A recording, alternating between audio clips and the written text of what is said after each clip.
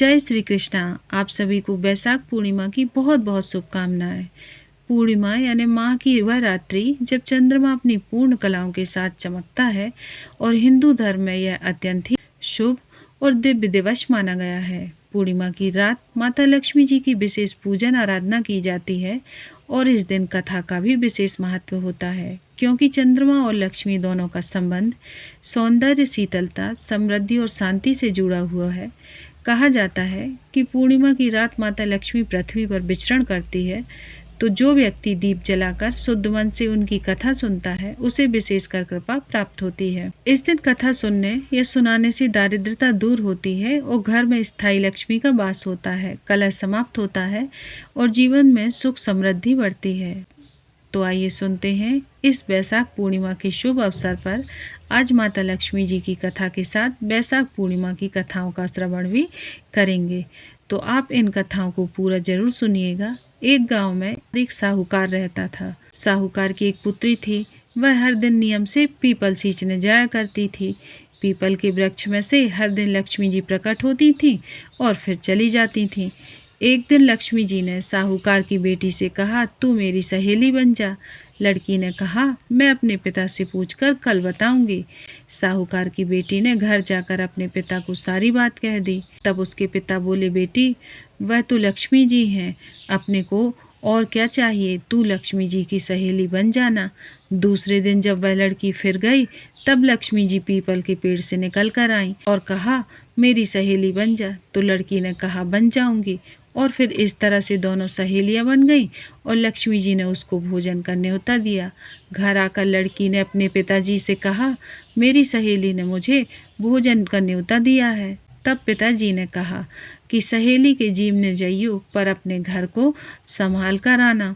तब वह लक्ष्मी जी के यहाँ जीमने गई तो लक्ष्मी जी ने उसे साल दुसाला उड़ाने के लिए दिए और रुपए दिए, सोने की चौकी दी और सोने की थाली में 36 प्रकार के व्यंजन भी दिए। जीम कर जब साहूकार की पुत्री जाने लगी तो लक्ष्मी जी ने पल्ला पकड़ लिया और कहा कि मैं भी तेरे घर जीमने आऊँगी। तो उसने कहा, आ जाइयो। बस वह घर जाकर चुपचाप होकर बैठ गई। पिता ने पूछा, बेटी सहेली के यहाँ जीम कर आ गई, लेकिन तू उदास क्यों बैठी है? तो उसने कहा, पिताजी मुझे तो लक्ष्मी जी ने इतना दिया, अनेक प्रकार के भोजन कराए, परंतु मैं उन्हें कैसे जिमाऊंगी? अपने घर में तो कुछ भी नहीं है। तब उसके पिता ने कहा, गोबर मिट्टी से चौका लगाकर घर की सफाई कर ले, 4 मुख वाला दीपक जलाकर लक्ष्मी जी का नाम लेकर रसोई में बैठ जाना। लड़की सफाई कर कर लड्डू गोपाल लेकर बैठ गई। उसी समय पर रानी नहा रही थी और उसका नौलखा हार चीर लेकर उड़ गई और उसी साहूकार के घर पर वह नौलखा हार डाल गई और साहूकार की पुत्री के हाथ से उसका लड्डू ले गई। बाद में साहूकार की पुत्री हार को तुड़ाने बाजार गई और सामान लाने लगी तो सुनार ने पूछा, क्या चाहिए? तब उसने कहा, सोने की चौकी, सोने का थाल, साल दुसाला दे दो, मोहर दे दो, सामग्री दे दो और 36 प्रकार के भोजन हो जाएं, इतना सामान दे दो। सारी चीज़ें लेकर बहुत तैयारी उसने की और रसोई बनाई। फिर गणेश जी ने कहा, लक्ष्मी जी को बुलाओ। आगे आगे गणेश जी और पीछे पीछे लक्ष्मी जी चली आईं। साहूकार की बेटी ने चौकी डाल दी और कहा, आओ सहेली बैठ जाओ, चौकी पर विराजमान हो जाओ। तब लक्ष्मी जी ने कहा, सहेली चौकी पर तो राजा रानी के यहाँ भी नहीं बैठी, किसी के यहाँ भी नहीं बैठी। उसने कहा, लेकिन मेरे यहाँ तो बैठना पड़ेगा। तब साहूकार की पुत्री के आग्रह पर लक्ष्मी जी चौकी पर बैठ गईं।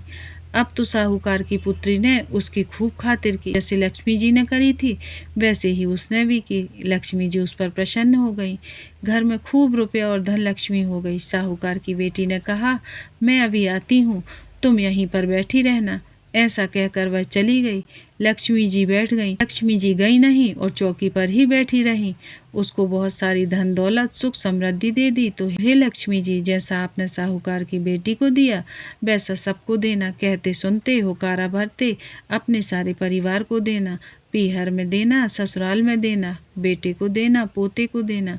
हे लक्ष्मी माता, सबकी दारिद्रता दूर करना, सबके कष्ट दूर करना और सबकी मनोकामनाएं पूर्ण करना। प्रेम से बोलिए लक्ष्मी माता की जय। जब जब भगवान के भक्तों पर विपत्ति आती है तब तब भगवान विष्णु ने अपने भक्तों के संकट दूर करने के लिए और जगत के कल्याण के लिए कई अवतार लिए हैं। इस दौरान मानव और जीव जंतु से लेकर नरसिंह जैसे अवतारों में धरती पर अवतरित हुए हैं। इन्हीं में से एक प्रमुख अवतार कच्छप है। तो कच्छप अवतार, इस अवतार में भगवान कछुए के रूप में आकर देवताओं सहित समस्त संसार की रक्षा की है और समुद्र मंथन में अहम भूमिका निभाई है। कच्छप अवतार का उद्देश्य समुद्र मंथन में देवताओं और दानवों की सहायता करना था। नरसिंह पुराण में कूर्मा अवतार को भगवान विष्णु का दूसरा अवतार कहा गया है, जबकि भागवत पुराण के अनुसार यह विष्णु जी का 11वां अवतार माना जाता है। पौराणिक मान्यता के अनुसार भगवान का यह अवतार समुद्र मंथन के दौरान हुआ था। कहा जाता है कि एक बार जब महर्षि दुर्वासा ने देवराज इंद्र को पारिजात पुष्प की माला भेंट की, तो अहंकार से भरे हुए देवराज इंद्र ने वह माला सीधे अपने वाहन ऐरावत हाथी के गले में डाल दी। इस बात से महर्षि दुर्वासा बड़े ही क्रोधित हुए और उन्होंने इंद्र के साथ साथ सभी देवी देवताओं को शक्तिहीन और श्रीहीन होने का श्राप दे दिया। मुनि के श्राप से देवलोक की सुख समृद्धि नष्ट हो गई और लक्ष्मी जी सागर की गहराइयों में जाकर बैठ गईं।